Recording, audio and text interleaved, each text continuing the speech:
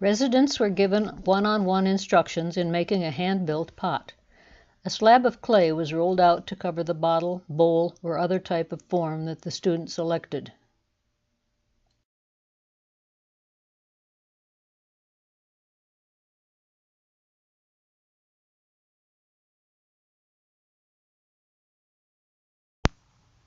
The form is covered with fabric so that the clay will not stick to the form.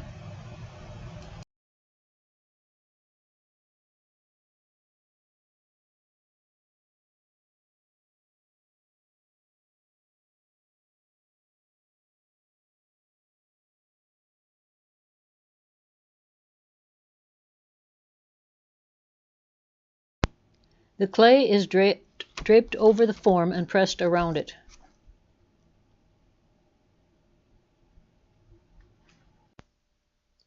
For a double bowl shape, a second slab is rolled and wrapped around the same form.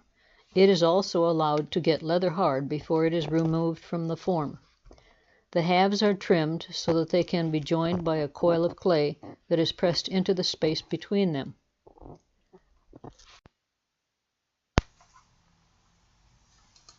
A wet sponge or a finger can be used to smooth the clay so that the joint is no longer visible. This shape can be laid down, or it can be used vertically by making a flat surface for a vase.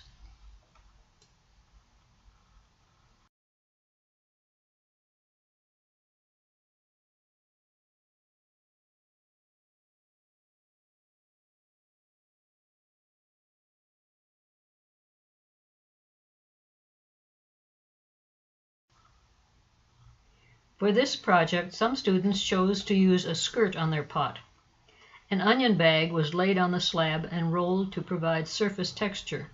Other textures can be added by using tools or common objects such as a screw head.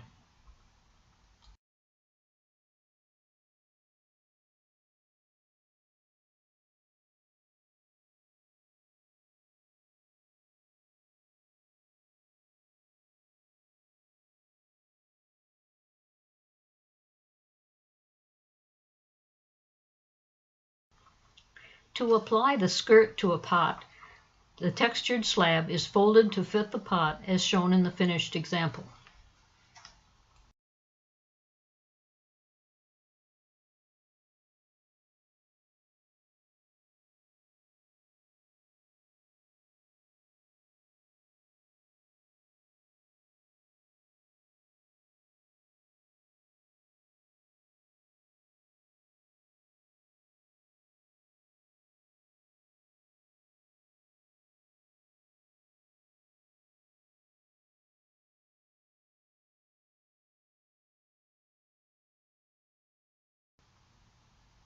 Some students used a garlic press to create strings of clay that can be used as a trim.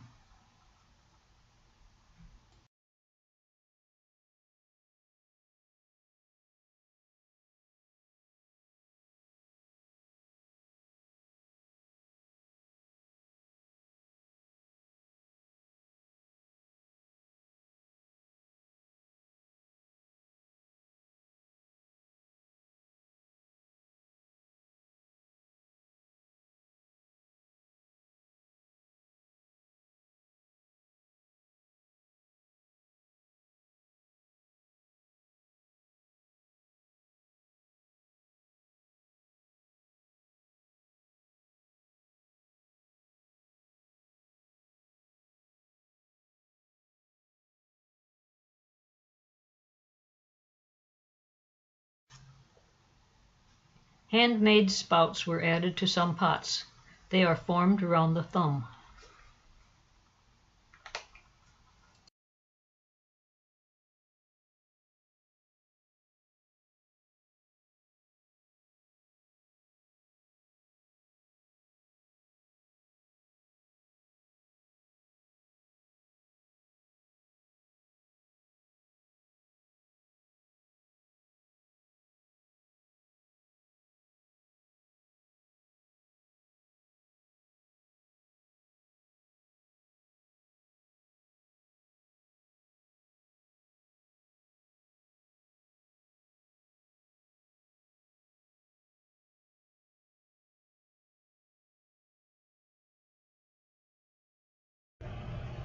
The clay is allowed to dry before it can be put into the kiln for the first or bisque firing. Before it is fired, the clay pot is quite fragile and must be handled carefully. Decorations such as strings of clay or clay skirts can easily be broken. The pots are bisque fired in a kiln to about 2000 degrees Fahrenheit. This first firing hardens the clay and provides a surface that can be coated with glaze. The glazes were made with various ground minerals, such as colemanite, silica, or iron oxide, and were weighed according to a glaze recipe. Water is added to give it a pourable consistency.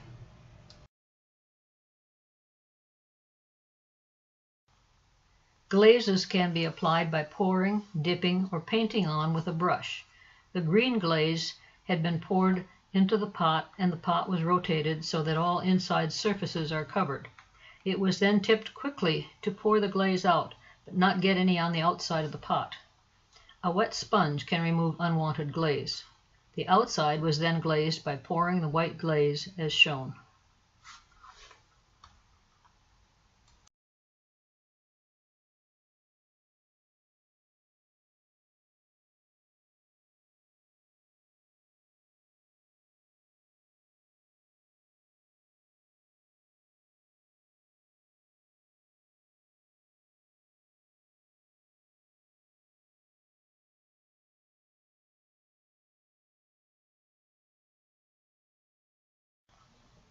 The pots can be dipped to apply glaze.